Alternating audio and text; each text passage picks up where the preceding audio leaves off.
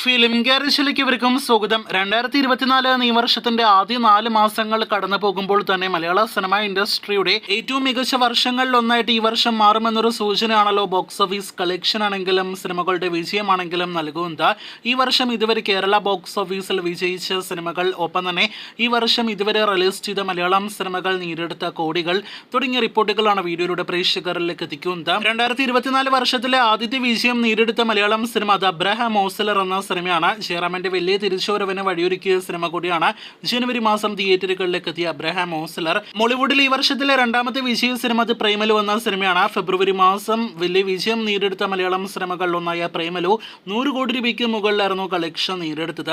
മൂന്നാമത്തേത് മലയാളത്തിലെ റെക്കോർഡ് വിജയം നേടിയെടുത്ത മഞ്ഞുമൽ ബോയ്സ് എന്ന സിനിമയാണ്. മലയാള സിനിമ ഇൻഡസ്ട്രിയുടെ ചരിത്രം തിരുത്തിക്കുറിച്ച് 200 കോടി രൂപയ്ക്ക് മുകളിൽ കളക്ഷൻ നേടിയെടുത്ത സിനിമ വമ്പൻ ബ്ലോക്ക് ബസ്റ്റർ ആണ് നേടിയെടുത്തത്. നാലാമത്തെ വിജയം നേടിയെടുത്ത മലയാളം സിനിമയും റിലീസായത് ഫെബ്രുവരി മാസം തന്നെയാണ്. അത് മമ്മൂട്ടി ചിത്രം ഭ്രമയുഗം എന്ന സിനിമയാണ്. ചിത്രം തിയേറ്ററുകളിലെ ക്ലീൻ ഹിറ്റ് സ്റ്റാറ്റസ് നേടിയെടുത്ത സിനിമയാണ്. അഞ്ചാമത്തെ ഹിറ്റ് പിറന്നത് മാർച്ച് മാസം തിയേറ്ററുകളിലേക്ക് എത്തിയ ആടുജീവിതം എന്ന സിനിമയിലൂടെയാണ്. പൃഥ്വിരാജ് നായകനെത്തിയ സിനിമ വമ്പൻ ബഡ്ജറ്റിൽ തിയേറ്ററുകളിലേക്ക് എത്തി. അതുപോലെ തന്നെ വലിയ വിജയം നേടിയെടുത്ത സിനിമയാണ്. ആറാമത്തെയും ഏഴാമത്തെയും വിജയം നേടിയെടുത്ത സിനിമകൾ ഈ വിഷു ഇത് റിലീസായിട്ട് തിയേറ്ററുകളിലേക്ക് എത്തിയ 2 വമ്പൻ ക്ലാഷ് റിലീസായിട്ട് എത്തിയ സിനിമകളാണ്. അതിലൊന്ന് വർഷങ്ങൾക്ക് ശേഷം എന്ന സിനിമയാണെങ്കിൽ മറ്റൊന്ന് ഫഹദിന്റെ ആവേശം എന്ന സിനിമയാണ്.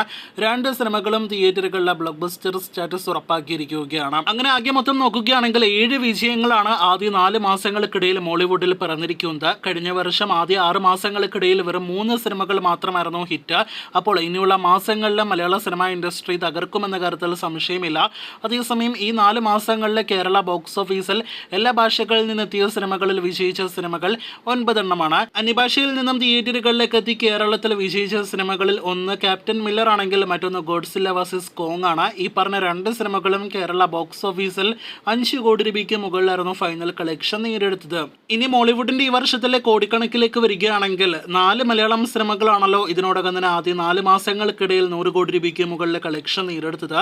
ഒരു 230 കോടി രൂപയ്ക്ക് മുകളിൽ കളക്ഷൻ നേടിയെടുത്ത സിനിമ, ഒരു 150 കോടി രൂപയ്ക്ക് മുകളിൽ കളക്ഷൻ നേടിയെടുത്ത സിനിമകൾ ഉൾപ്പെടെ മോളിവുഡ് ഈ വർഷം ആദ്യ 4 മാസങ്ങൾക്കിടയിൽ ബോക്സ് ഓഫീസിൽ എല്ലാ സിനിമകളിൽ നിന്നായിട്ട് നേടിയെടുത്തത് 850 കോടി രൂപയ്ക്ക് മുകളിൽ കളക്ഷനാണ്. മലയാള സിനിമ ഇൻഡസ്ട്രി ആദ്യമായിട്ട് 1000 കോടി കളക്ഷൻ കാണുന്ന ഒരു വർഷമായിട്ട് ഈ വർഷം മാറുമെന്ന കാര്യത്തിൽ സംശയം വേണ്ട.